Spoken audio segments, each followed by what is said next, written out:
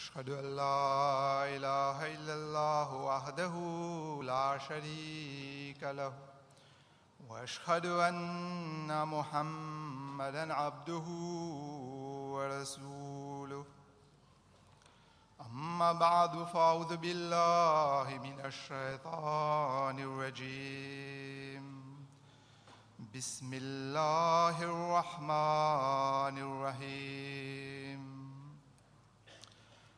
الحمد لله رب العالمين الرحمن الرحيم مالك يوم الدين إياك نعبد وإياك نستعين اهدنا الصراط المستقيم صراط الذين أنعمت عليهم غير المغضوب عليهم ولا الضالين ونزلنا عليك الكتاب تبيانا لكل شيء وهدى ورحمة وبشرى للمسلمين. Ami Saeb, président de la session, distingués membres du stage, chers frères et sœurs, le sujet qui me fait gagner pour causer, c'est la beauté de mon enseignement du Coran. Pour commencer, je vous présente quelques versets du Coran, le Coran lui-même, et quelques commentaires de Hazrat Masih Maud al-Islam. Après ça, je vais vous certains enseignements qui sont dans le Coran. Dans l'enseignement du Coran, je touche tout un aspect de la vie humaine. Je ne vais pas vous faire comparaison entre l'enseignement du Coran et les autres livres, pour la bonne et simple raison que la beauté de l'enseignement du Coran est tellement évident. Verset qui me tire resté après Surah Fatiha, cette traduction lit comme suit. Et nous finissons faire le livre des San Lotois, qui a une explication de tout quelque chose, avec clarté, une guidance et une miséricorde, et une bonne nouvelle pour tout le monde qui soumettent à Allah. Ça trouve dans Surah Al-Nahl, chapitre 16, verset 90. Hazrat Masih Maud al-Salam écrit d'Abrahim Ahmadiyya. Le Coran, c'est un livre qui proclame qu'il est sans égal, qui revendique sa propre grandeur, sa sagesse, sa vérité, la beauté de ce contenu et ce ban de la lumière spirituelle. Il établit son propre mérite et excellence et met de l'avant le fait qu'il est sans pareil et sans égal pour lancer un défi haut et fort à toute la création pour qu'il prouve le contraire. Le Coran pas contenir seulement une des vérités éternelles et excellences qui est capable de planer le doute dans l'esprit d'un monde ignorant.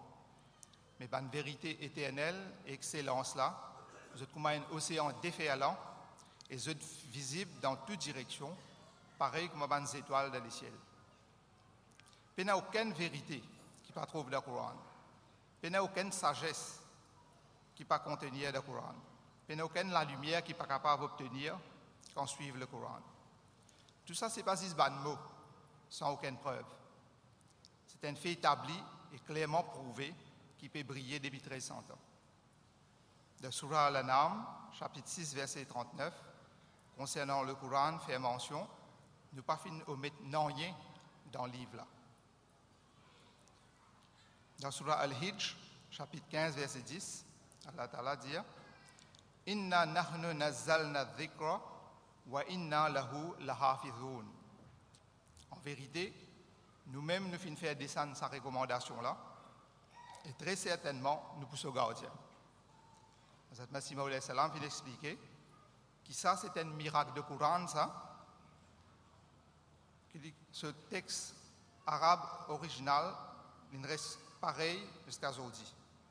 Même une critique plus sévère contre l'islam, un pire opposant de l'islam, je suis forcé à admettre que le Coran fin préservé, fin reste de sa vraie forme originale jusqu'à aujourd'hui. Encyclopédie Britannica confirme ça de sa 11e édition, sur le titre Coran mentionné. les efforts de les chercheurs européens pour prouver l'existence de l'interpolation du Coran fin échoué. Dans ce livre, Shahadatul Quran, Hazrat Masih Maud salam dit que préservation Coran, pas veut dire juste préservation ce texte seulement, mais aussi préservation de l'avantage et l'effet du Coran.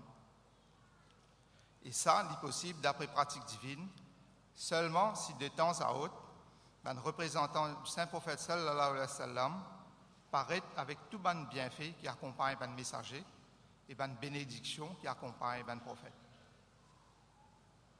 Maintenant, je vais vous dire quelques mots sur le charia. D'après un article posté au Jamaat sur le site officiel, c'est-à-dire à l'islam.org, littéralement, charia veut dire chemin vers un de l'eau qui donne la vie.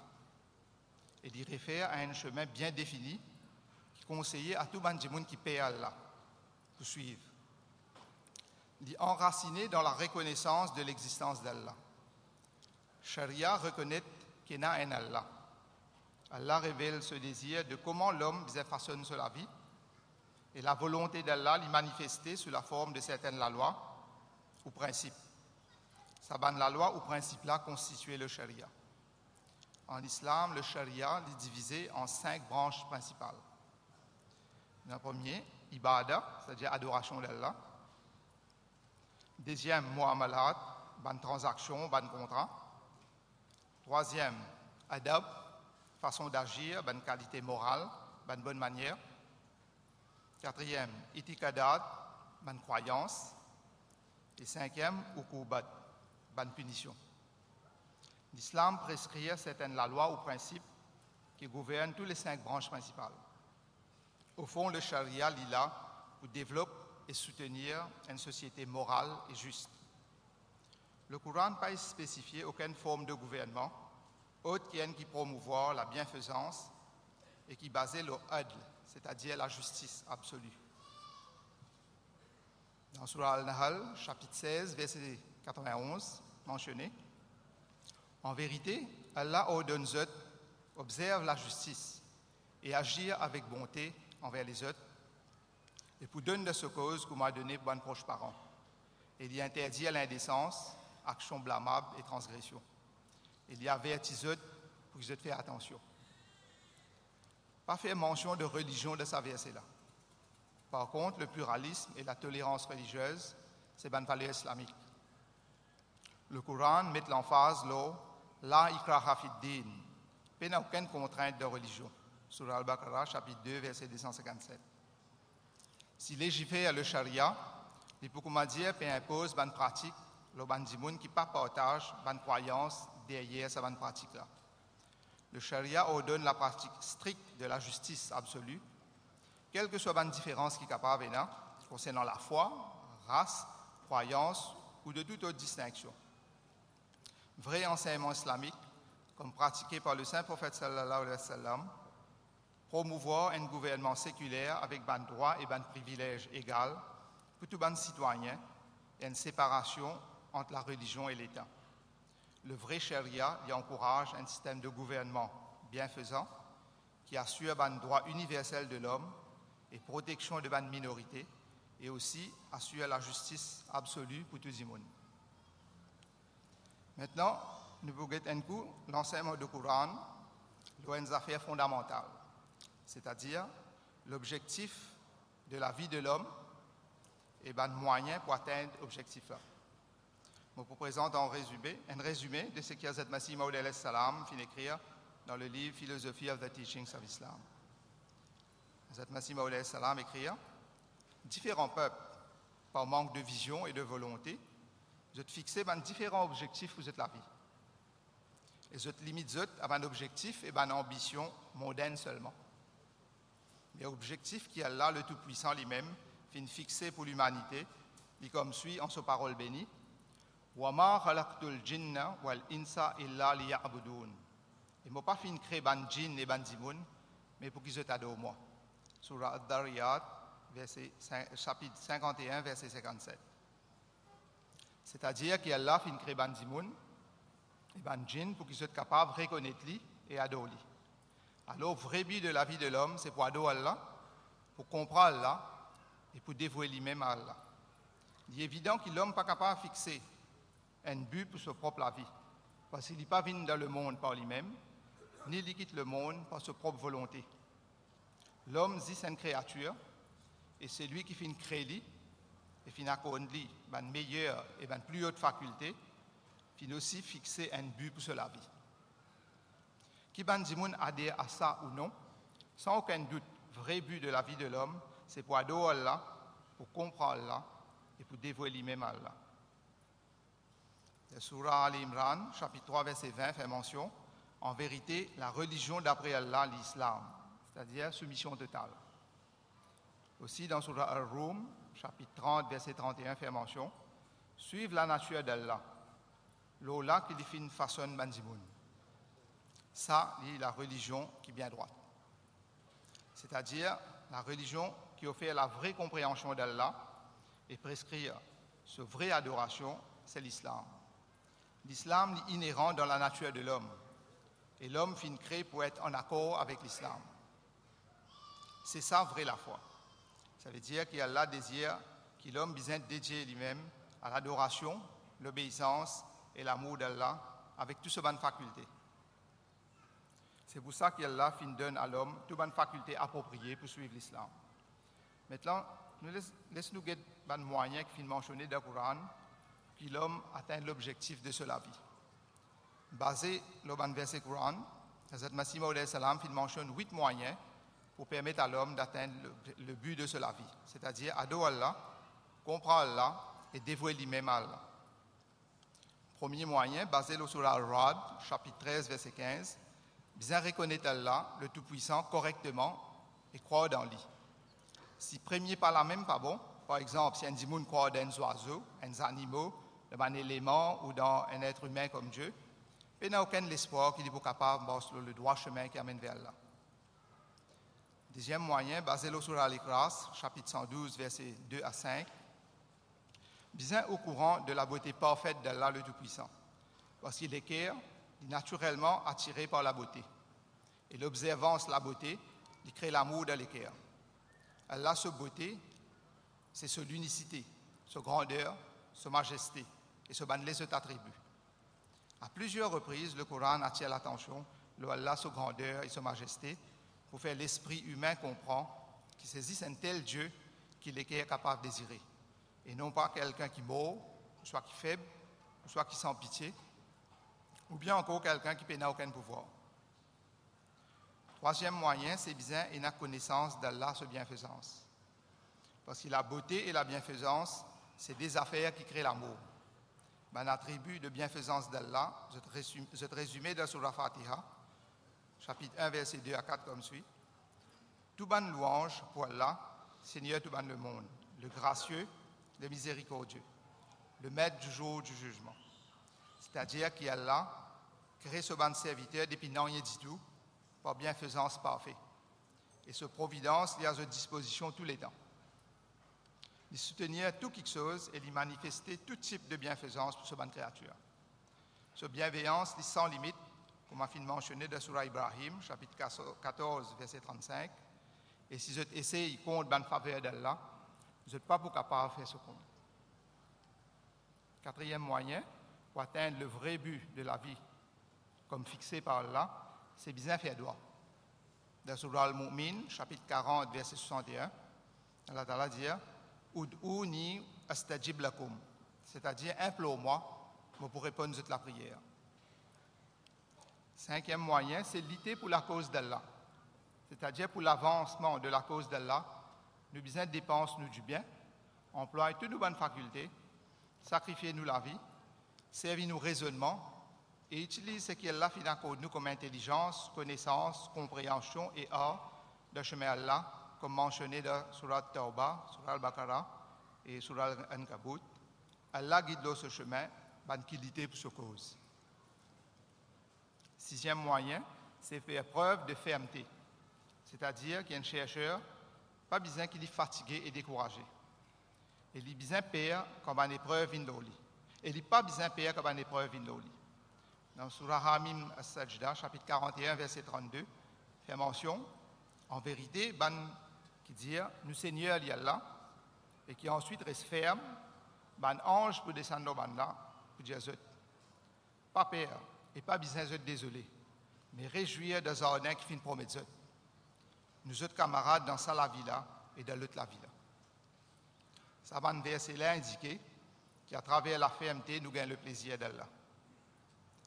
Septième moyen, c'est garder compagnie, ban di moun juste, et copier l'exemple parfait.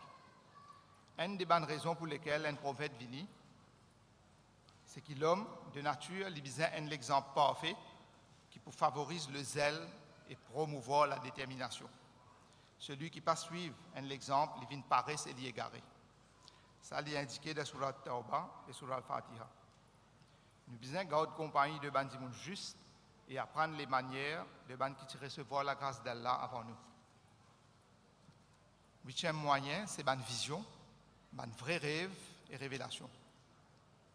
Comme le chemin qui amène vers Allah, le Tout-Puissant, est difficile et il est parsemé de malheurs et de difficultés, et qu'il est possible qu'il y ait un dimoun capable d'égarer quand il peut traverser par un chemin pareil, et il est capable de commencer à désespérer et arrêter d'avancer. La miséricorde d'Allah désire réconforter, encourage lui et augmente ce zèle et ce empressement. C'est la façon d'Allah, ça, qui de temps à autre, il réconforte sa bande là avec ses paroles et ses révélations, et fait bande là connaître qu'il y a avec eux. Hazrat Masih Maud salam dit que le Coran mentionne plusieurs les autres moyens pour atteindre le but de la vie, qu'il n'est pas fin mentionné dans ce livre Philosophy of the Teachings of Islam à cause de contraintes de temps. Maintenant, nous avons quelques enseignements du Coran concernant l'avancement spirituel de l'homme. Dans ce ban khutbah, dans le Coran, Huzur, Hazrat Khalifat al-Masih al-Ghamis, Ayadullah Ta'ala bin Sayyid Aziz, dit premier, avant de lire le Coran, nous devons purifier nous l'esprit. À propos de ça, la Surah Al-Nahl, chapitre 16, verset 99, fait mention que quand nous lisons le Coran, demande refuge avec Allah contre Satan le maudit. Pareil comme nous connaissons, Satan fin donne un challenge pour égarer Bandimoun. Et le Coran est le livre qui chacun de ce mot amène vers Allah, qui fait établir le taqwa et guide vers un chemin qui amène vers Allah. C'est pourquoi Allah fin dit à nous que si nous avons envie d'atteindre ce niveau de proximité là, et nous avons envie de comprendre cet enseignement qu'il fin dit dans le Coran, mais avant de lire le Coran, faire doit sincèrement avec Allah, qu'il sape nous de l'influence de Satan et qu'il donne nous l'occasion de mars l'enseignement qui nous peut lire là. Parce que c'est un tel trésor que Satan lui crée des milliers d'obstacles qui nous pas arrivent là-bas. Et si nous pas demandons à Allah refuge contre Satan, nous pas pour connaître même qui est et comment Satan empêche nous comprendre là ce message. Malgré que c'est une parole d'Allah, mais à cause de nous finissons sous l'influence de Satan, nous ne sommes pas capables d'être guidés quand nous lisons cette parole d'Allah. Donc, première affaire, c'est qu'il lire le Coran en venant sous Allah, ce refuge, sinon, nous ne sommes pas pour comprendre rien. C'est pourquoi qu'il finit dire à une place, pour ban zalim, le Coran, pas pour profiter de rien. Alors que pour ban croyant, il est bien profitable. Une autre place, sous dire, dans Surah Jumu'ah, il mentionné dans versets 2 à 4, tout ce qui est dans les ciels et tout ce qui est dans la terre glorifie Allah, le souverain, le saint, le puissant, le sage. C'est lui qui finit envoyer parmi Bani lettrés un messager de parmi eux-mêmes qui récite eux ban signe et purifie eux et enseigne eux le livre et la sagesse, bien qu'auparavant, eux dans l'égarement manifeste. Donc, c'est une première l'époque que Allah envoie le saint prophète sallallahu alayhi wa sallam et à travers cet enseignement qui finit révéler là, fin créer une révolution dans le monde. Ça ban di moun qui t'ignorant là, et l'on n'importe qui tes affaires, comme ban animaux, de t'y assoiffé du sang des autres prochains. Quand je fin lire un joli verset de Coran, à travers ce ban enseignement là, je fin purifier. Avec ce joli livre là, qui est une bonne connaissance jusqu'au jour du jugement, il fin faire ça comme ça livre là. Et je fin transformer comme ban animaux, je fin vin ban di moun. Après ça, je fin vin ban di moun éduqué. Et après ça, je fin vin ban di moun d'Allah. Dans Surah Al-Mu'minun, chapitre 23, versets 1 à 12, fait mention de 6 stages dans le développement spirituel de l'homme. Maintenant, laisse-nous guetter ces 6 stages-là, d'après commentaire de Hazrat Muslim Maud Raziallahu Ta'ala anhu. Premier stage de sa voyage de l'âme-là, c'est qu'un croyant tourne vers Allah en toute humilité, avec la crainte de la majesté divine, avec une équerre repentante et une âme humble. Deuxième stage dans le voyage spirituel de l'homme, c'est évite bonne causée et bonne pensée vaine, et aussi évite bonne action inutile, vaine et futile. Un vrai croyant, pas seulement prier Allah avec une humilité complète de ses l'équerre, mais lui aussi prend la vie sérieusement. Il utilise chaque moment de la vie d'une façon utile et il rejette toute bonne poursuite vaine et inutile, qui n'est pas capable de faire lui aucun bien, ni à sa propre personne, ni à sa communauté, ni à ce pays. Actuellement, évite bonne poursuite vaine est le résultat naturel et inévitable de l'humilité dans la prière. Troisième stage, un vrai croyant, pas seulement tourné vers Allah, avec une humilité complète de cette l'équerre, et évite tout quelque chose de vain et inutile, mais c'est aussi engagé dans des affaires qui peuvent purifier eux, telles qu'ils se dépensent les temps précieux, l'argent qu'ils ont gagné de ce labeur, et c'est aussi emploient toute bonne capacité naturelle qu'elle a fin à cause dans la cause de la vérité. Vous êtes prêts pour faire toutes sortes de sacrifices. L'islam considère la part de ban pauvre dans du bien ban riche comme un droit indiscutable de ban pauvre. Et quand il dit mon riche paye dette qu'il doit à ban pauvre en payant la zakat, il ne peut faire aucune faveur à personne. Il peut seulement donner ce qu'il doit. L'objectif de zakat, ce n'est pas seulement pour soulager ban qui dans le besoin ou bien pour promouvoir le bien-être de ban section défavorisée de la société, mais il aussi pour décourager l'amassage de l'argent et ban commodité, et ainsi favorise une circulation rapide qui a pour résultat un ajustement économique sain. Quatrième stage, développement spirituel de l'homme, est vraiment un stage très haut. La leçon l'y écrit en gros caractères dans les pages de l'histoire. Une nation fin tombe dans la tourmente et dans la ruine parce qu'ils ont fini à donner à une pratique immorale. L'islam considère la chasteté comme une obligation plus sacrée d'un croyant. L'islam ferme tout la porte qui mène vers la négligence de la moralité. L'islam extrêmement contre une pratique qui excite la passion humaine, qui est très populaire dans les pays de l'Occident, et parmi les gens qui ont adopté ce style de vie de les occidentaux. Il paraît qu'il est plus facile pour dépenser nous du bien et nous une propriété de chemin d'Allah qui surmonte nos passions charnelles. L'homme finit souffrir plus en voulant plaire sur l'appétit sensuel qui depuis peut-être n'importe quel autre péché. Contrôle nos désirs charnels demande une plus grande discipline mentale qui dépense nous du bien de chemin Allah. Cinquième stage, bandimoun qui vraiment droite, c'est le respect voulu pour cette obligation envers Allah et envers les autres dimoun. Je ne pas faire une bonne action superficiellement ou bien arbitrairement, mais je plutôt guette cette bonne action dans les moindres détails, avec beaucoup de précautions, et je prends le soin pour n'apparaître aucun aspect de cette bonne action. Vous êtes méticuleux d'accomplir cette bonne tâche et cette bonne responsabilité. Vous n'êtes pas faire place pour aucun relâchement dans le souci pour honorer ce bon engagement, ce bon traité et ce bon pacte avec les autres dimoun. Et vous faire ça d'une façon bien scrupuleuse. Le dernier et plus haut stage de développement spirituel, à ce stage-là, le voyageur spirituel vient presque immuniser les possibilités abandonne son Créateur. Il jouit de l'amour de ce Seigneur. Et ce l'âme continue à recevoir sa provision depuis la fontaine de la grâce et sa miséricorde. Il atteint ce bon objectif et toute crainte pour gagner cogner et tomber disparaît.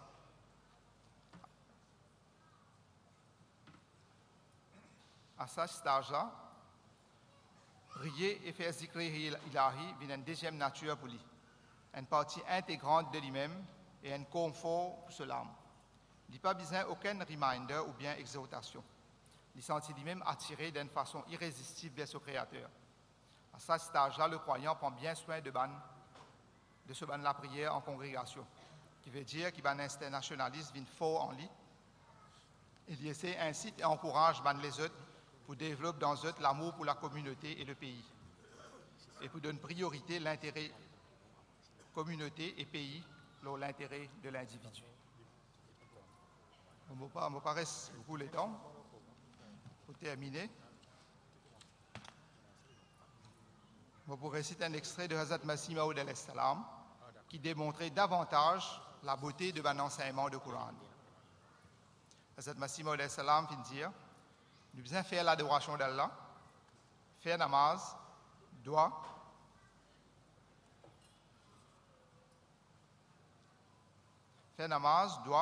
et demande la grâce d'Allah. Ensuite, nous devons comprendre l'enseignement qu'Allah fait de nous. Et nous pouvons gagner ça, l'enseignement-là, à travers le Coran même. À cause de ça même, qu'il nous besoin dire le Coran avec attention et réfléchir sur les paroles et faire des efforts pour mettre en pratique ce bon enseignement. Parce que si nous avons envie que tous les temps nous restent guidés et restent sur le droit chemin, et si nous avons envie de gagner plaisir dans l'adoration d'Allah, alors nous devons mettre en pratique un enseignement qu'Allah fait de nous à travers le Coran. Pareil comme Allah lui-même dit dans le Coran, assurément, ce Coran-là, il guide vers ce qui est droit et il donne la bonne nouvelle à bon croyant qui fait bon travail, qui souhaite pour gagner une grande récompense.